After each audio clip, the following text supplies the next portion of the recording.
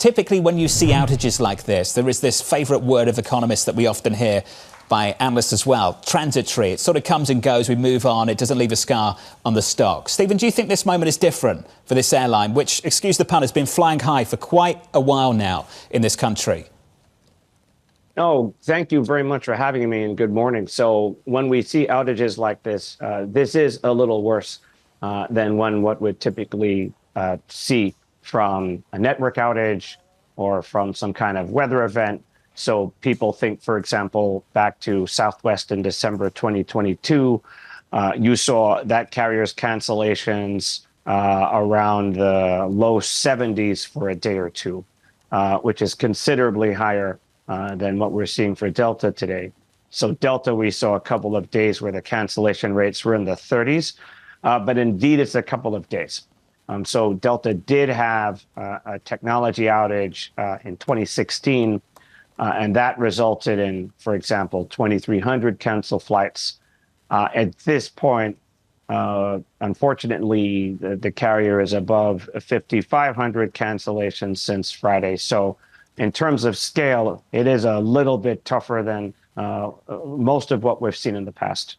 Stephen, you know these companies inside out. What is it about how Delta operates that has meant they found it much more difficult to respond and actually make sure they can come out the other side of this faster than the other airlines have? It feels like it's back to business at American, at United. Why can't the same be said about Delta when they all experienced a similar shock?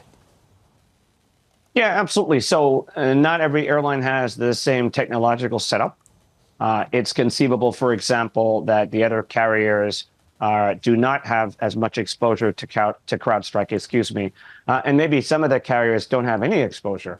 You know, over the last couple of weeks, for example, to its credit, we saw very little disruption with Southwest or Alaska Airlines, for instance, where Delta, for instance, has something like over 10,000 individual systems that it has to restart as a result of this CrowdStrike outage. So the relative exposures are not the same.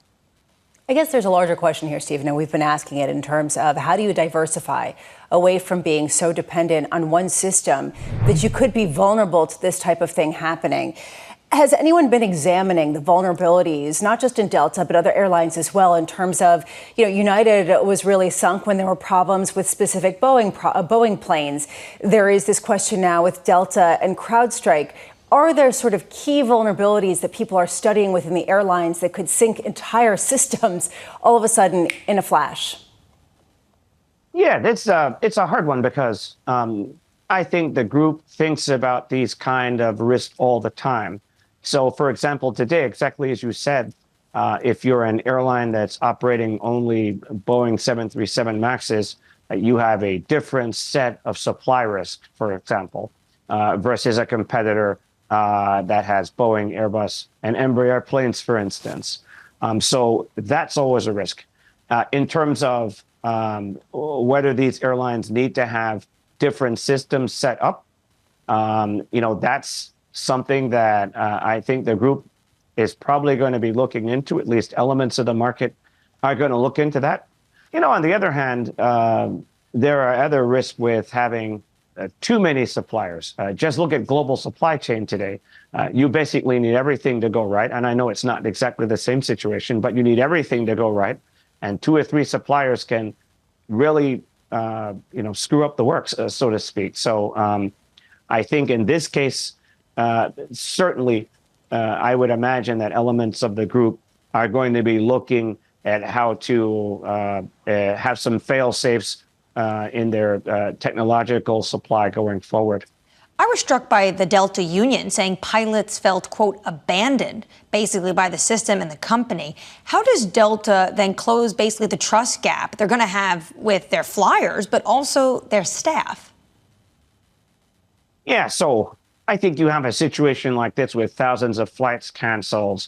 Very easy to say that for anybody involved, it's a very emotional situation. And I don't want to dismiss what frustration you may have from pilots or customers or flight attendants. Certainly, they have very real frustrations, and many of them have had really bad weeks. I get that.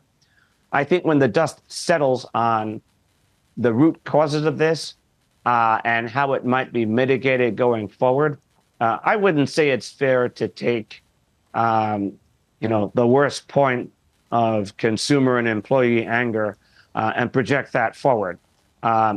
This problem did not start with Delta. Delta is not the origin of this technological problem. They are collateral damage, as were hospitals and 911 call centers in various places.